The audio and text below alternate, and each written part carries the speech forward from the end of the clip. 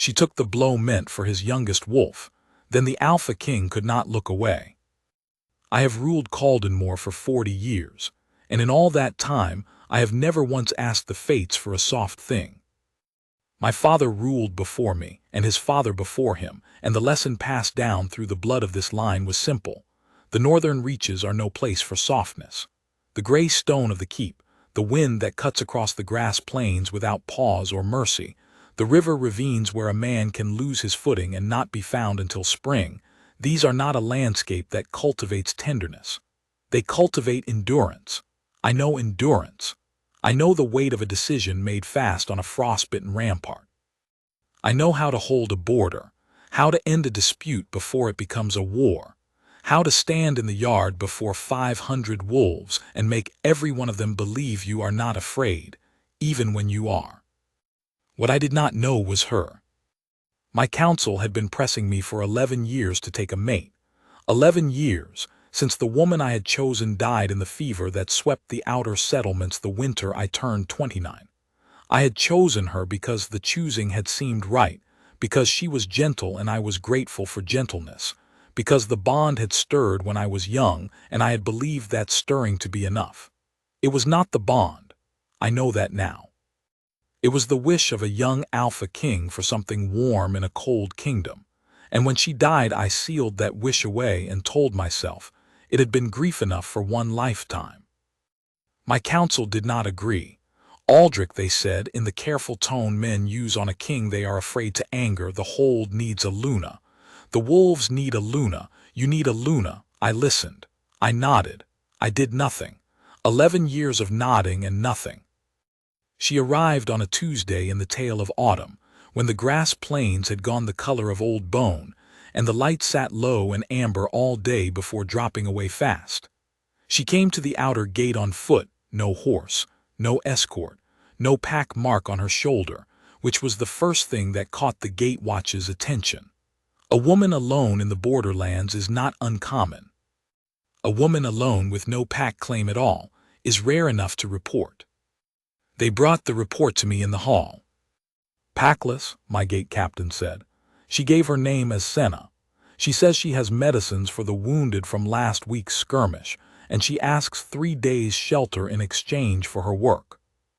I should have said no. A packless wanderer with no allegiances and no protections is a liability in a holding as large as Caldenmore. Anyone could have sent her. Anyone could be watching through her eyes. The sensible thing was to send her away with bread for the road and a firm direction south. 3 days, I said. Outer yard only.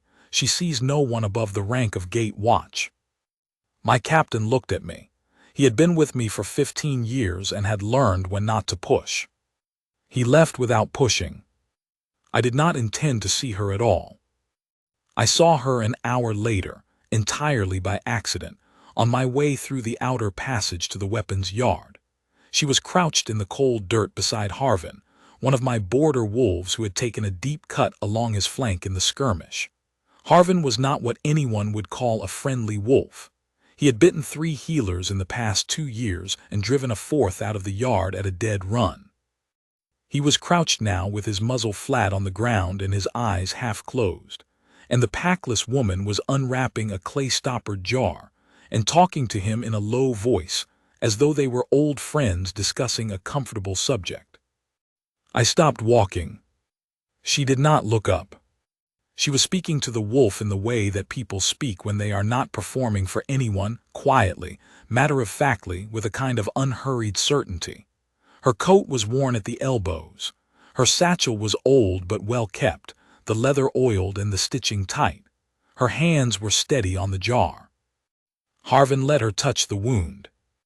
I had not seen Harvin let anyone touch that wound. I stood in the passage for a moment longer than I should have, then walked on to the weapons yard and did not think about it again for the rest of the afternoon. I thought about it considerably that evening, which I attributed to the peculiarity of the thing, a wolf that bit healers choosing to be still. I did not attribute it to anything else. 3 days was what I had said. On the morning of the 2nd day, I was in the hall when my gate captain came in and stood by the door until I looked at him. "The woman," he said. "What about her?" "She has treated every wounded wolf from last week's skirmish. 12 wolves. She stayed up through the night with the 2 worst ones. They are both likely to live. The healers say they would not have called it that way this time yesterday." I looked at the document in my hand. "She still leaves tomorrow." "Yes, Alpha King." He left. I put the document down and did not pick it up again for some time. On the morning of the 3rd day, I walked through the outer yard at first light, not because I meant to see her, but because I always walked the outer yard at first light. It was a habit of 20 years, a check I made on my own ground before the hold woke fully. I knew every stone of it. I knew where the drain ran slow in wet weather, and where the east wall took the wind badly and needed patching every other winter. She was at the well, filling a bucket, and Breck was sitting beside her with his tail moving. Breck was my youngest ward wolf, not yet a year old, still in the oversized, awkward stage of his growing, with paws too large for his body and ears he had not yet grown into. He had been brought to me 6 months ago after his pack was lost in a border fire. He was not yet settled into the hold's rhythms. He was wary of strangers, of loud sounds, of anything that moved too fast near him. He was sitting beside this woman with his tail moving, watching her face with the alert, tilted head attention of a wolf who has decided someone is worth watching. She noticed me when I was 5 feet away, and she straightened and looked at me directly. Not with alarm, not with the careful performance of deference that people tend to produce when a king appears unexpectedly in their vicinity. She looked at me the way you look at a person you have been told about and are now curious to see for yourself. "Alpha King," she said. "Your 3 days are up," I said. She nodded. "I know. I'll be gone by midday. The gate captain tells me the 2 critical wolves are likely to recover. They should. The one on the left will need the poultice replaced twice a day for another week. I left instructions with your head healer." Breck made a small sound beside her, not a whine exactly, more the sound of a wolf who has noticed the conversation is not going the direction he prefers. She glanced down at him briefly, and something in her expression shifted, a private warmth there and gone. I should have thanked her and let her go. That was the correct and sensible response. "Stay another 4 days," I said. "The border wolves from the East Patrol are due back tomorrow. Some of them will need work." She looked at me for a moment, and I had the distinct impression she was deciding whether to say something she had decided against saying. Then she nodded. "All right," she said. 4 more days." She left me standing by the well with Breck at my feet, and no particular explanation for what I had just done. 4 days became 7. 7 became 12. At no point did I give a formal order extending her stay. She simply did not leave, and I did not send her away, and my counsel had the good sense not to ask me about it directly. She took a room in the outer hall, the modest one near the gate watch quarters, and she paid for it with her work and did not complain about the cold or the noise or the fact that the outer hall smelled permanently of wet wolf. I began to notice things I had not intended to notice. She did not ask for anything. This sounds like a small observation, and perhaps in another person it would be. In my experience, people who come to a king's holding always want something, a favor, a ruling, a protection, a connection. Even the honest ones, the ones with no manipulation in them, arrive carrying a need. Senna appeared to have left all her needs somewhere else. She worked, she ate what was given to her. She slept when she had finished working. And when she was not doing any of these things, she sat in the outer yard with the wolves and watched the light change over the grass plains with an expression of such uncomplicated attention that I found myself watching her watch it. On the 9th day I asked her, without entirely planning to, where she had come from. We were in the outer passage. I was doing my evening round. She was coming from the east wing where the border wolves were quartered, her sleeves pushed up and her satchel slung. She fell into step beside me without being asked to, which was either boldness or simple practicality. I had not yet decided which. "The Thornfeld borderlands first," she said. "Then through the Crewe valleys. I stayed a winter with a pack in the Ashrun Hills, then south along the river for a season, then back north." "Why north?" She considered this. "I stopped knowing why I was going somewhere about 2 years ago. I just started going in the direction that felt right and stopped trying to explain it." I looked ahead at the passage. The stone walls were dark and close, the torches throwing uneven light. "That seems like a dangerous way to move through the world." "Probably," she said. She did not sound troubled by it. We walked in silence for a few moments. Breck had materialized from somewhere and was padding at her heel. He did this constantly now, trailing her through the hold in the devoted way of a wolf who has appointed himself someone's shadow. "You have no pack," I said. It was not a question. "No. You were born packless." "No, my pack released me when I was 19. She said it without bitterness, which was somehow harder to hear than bitterness would have been. There were reasons. They were not entirely wrong. I disagreed with their manner of being right, so I left. "And you have wandered ever since." "I have gone where I was useful," she said. "That is not the same as wandering, though it looks the same from the outside." I had no answer to that. We reached the end of the passage, and she said good evening and turned toward the outer hall, and I stood in the cold draft from the east door for a moment before I went on. The mark on my chest had been with me since birth. Every Alpha King carries it, the sign of the bond, dormant until the fated mate is known. In 40 years I had felt it stir twice. Once for the woman I lost, faintly and briefly, in a way I had believed was the bond but understood now was only proximity and longing. And once, on a morning 11 years ago in the depth of my grief, when I had pressed my hand to it and felt nothing at all, and had understood that the warmth was gone and I did not know how to call it back.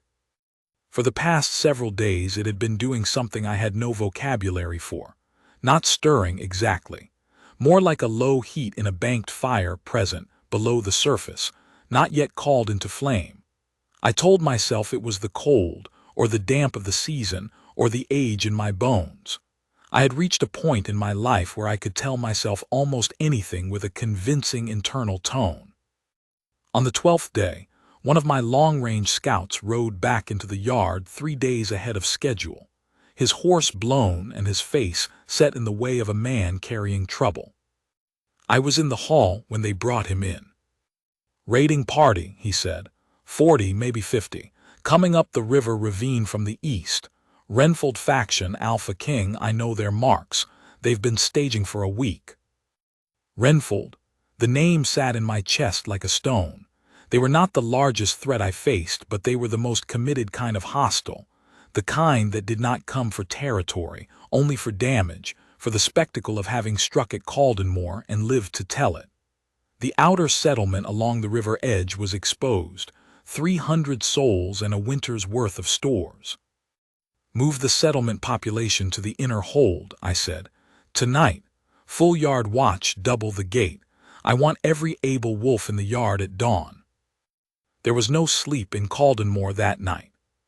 She was still there when morning came, which I had not expected. I had half assumed she would take the opportunity of the movement and confusion to slip out through the gate while it was still possible. Instead, when I came into the outer yard in the gray pre-dawn, she was at the well with her satchel already organized, her medicines laid out on the mounting block in the order she would need them.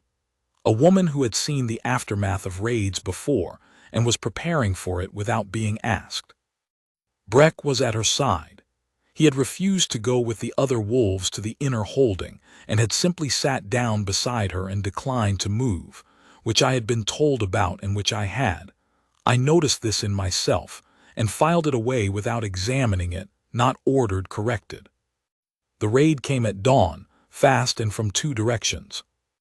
I will not recount the whole of it, because the whole of it is in the field reports and the council record, and the detail of it is not the point of what I am telling you.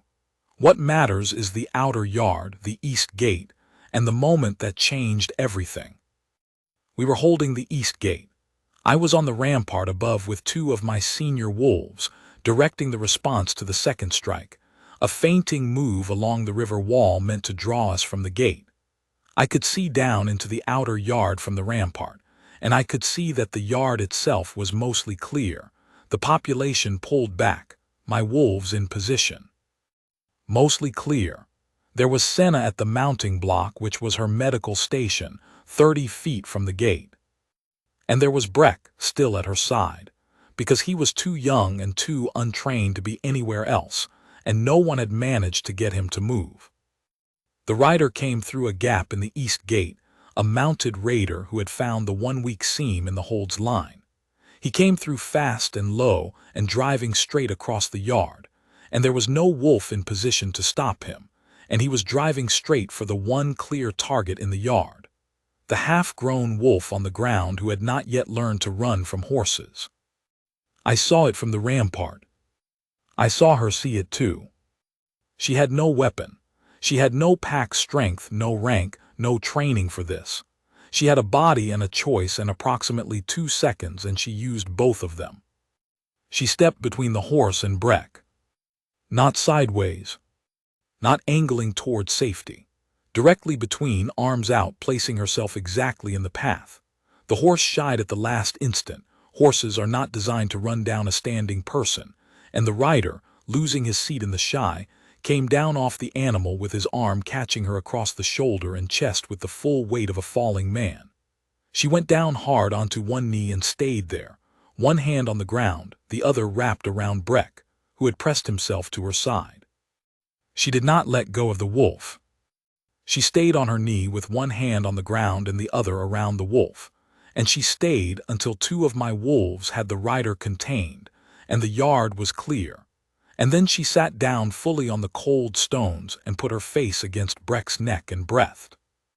I do not have a good account of what happened in my own body in the seconds between seeing her step into that path and seeing her sit down in the yard. I have tried to reconstruct it in the weeks since, and I cannot do it with any accuracy. What I know is this.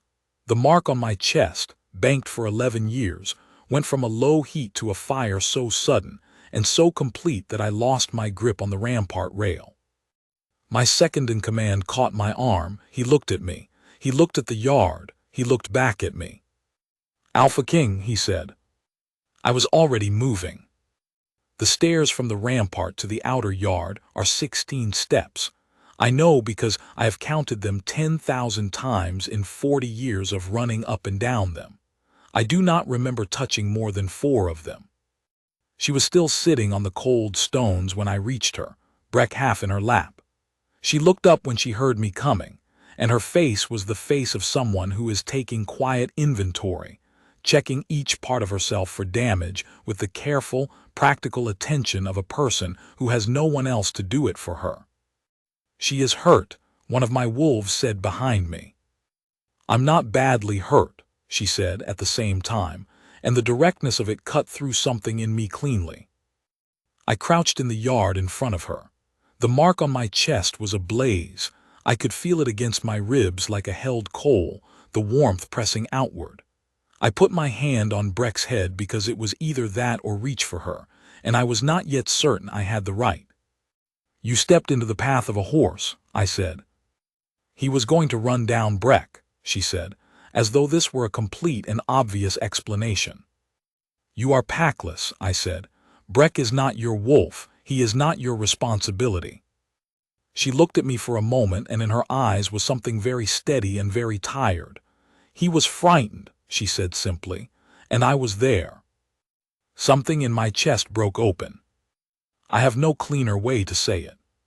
Something in me that had been sealed for 11 years, sealed with care and intention, and the reasonable decision of a grief-thinned man who had decided he could not sustain another loss, broke open in the outer yard of my own hold on a cold autumn morning, beside a packless woman sitting on the ground with a wolf in her lap, and I was completely unprepared for it. My wolf, who had been quiet, genuinely quiet, interior quiet, the kind of silence I had stopped noticing because it had been so long, raised its head inside me and howled. I heard it with my whole body. She heard something in me shift, I think, because her eyes changed. She did not speak. Neither did I. The yard was full of my wolves, my second in command, the aftermath of a raid, and none of it registered as pressing to me in that moment, which would have alarmed me deeply at any other point in my life, and did not alarm me at all now. I stood. I put my hand down, flat, palm up at her eye level. She looked at it. She looked at me. "You are hurt," I said. "Let me carry you in." She took my hand. She was lighter than she should have been, which told me things about how she had been living in the years of her walking, and I carried her across the outer yard and through the passage and into the hall, and my wolves parted around us in silence. Every wolf in that hall went still when I came through the door. The kind of still that is not trained but instinctive, the recognition of something that has shifted in the kingdom's blood. I set her on the bench nearest the fire. She did not protest this, which told me the shoulder hurt more than she had admitted in the yard. I called for the healer, for the hold's healer, not for her to heal herself. And while we waited, I crouched again in front of her and I said what I had to say. "The mark on my chest has been dormant for 11 years, I said. "Since this morning it is not dormant." She looked at me very carefully. "I am not a sentimental man," I said. "I am not given to large speeches or declarations of things I am uncertain of. I am certain of this. I do not know how to be anything other than direct about it." She was quiet for a moment. Then she said, "I told you I stopped knowing why I was going north." "You did." "I think," she said slowly, as though she were finding the words as she went, "that I have been walking toward something for 2 years without knowing what it was. And I think—" She stopped. She looked at the fire. "You think what?" I said. She looked back at me.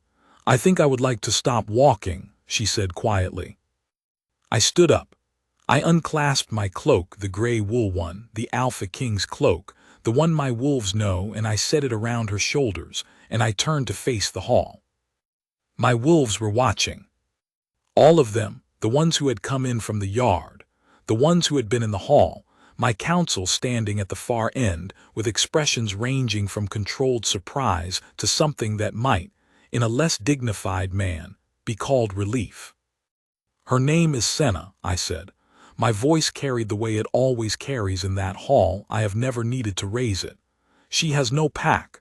That ends today. She is under the protection of Caldenmore, and she is my mate." The hall was silent. Then from somewhere in the yard outside, and I know the sound, I have known it my whole life, my wolf howled. Full-throated and cert, the first time in 10 years. It rolled through the stone walls of the hall and out across the grass plains, and every wolf in the yard heard it, and every wolf in the yard answered. I looked at her. She had pulled the cloak around herself with both hands and was looking up at me with an expression I had no prior reference for, not surprise exactly, and not quite certainty, and not quite wonder, but something braided of all three that I decided, then and there, to spend the rest of my years learning to read. "You do not have to decide anything today," I said. "You are hurt. Rest first." "I've made faster decisions on less," she said. The corner of my mouth moved. It felt unfamiliar. "I know," I said.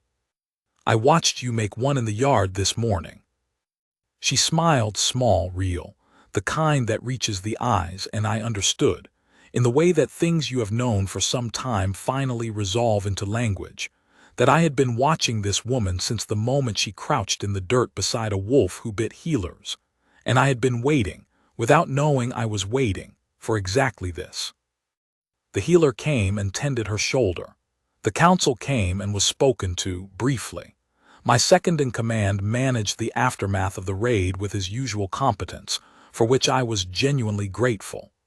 Breck installed himself permanently at her feet and refused to be moved by any means, which I chose not to intervene in.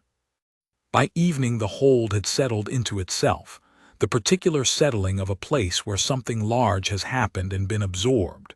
The fires were lit. The outer gate was secured. The hall had the warmth of a space that has survived something and knows it. I sat beside her at the long table, not across from her in the Alpha King's chair, but beside her on the bench, shoulder close, as a man sits beside someone he does not intend to be far from again. We ate without ceremony. She asked me about the Renfield faction, practical questions, precise, the questions of someone who was already thinking of Caldenmore as a thing she had a stake in understanding. I answered her. And somewhere in the middle of it I realized that the tightness I had carried in my chest for 11 years, the sealed off, managed, locked away weight of a king who had decided to be sufficient unto himself, was simply gone. Not broken exactly, more like a door I had stopped expecting to open, opened. I did not make a speech about it. I am not that kind of man.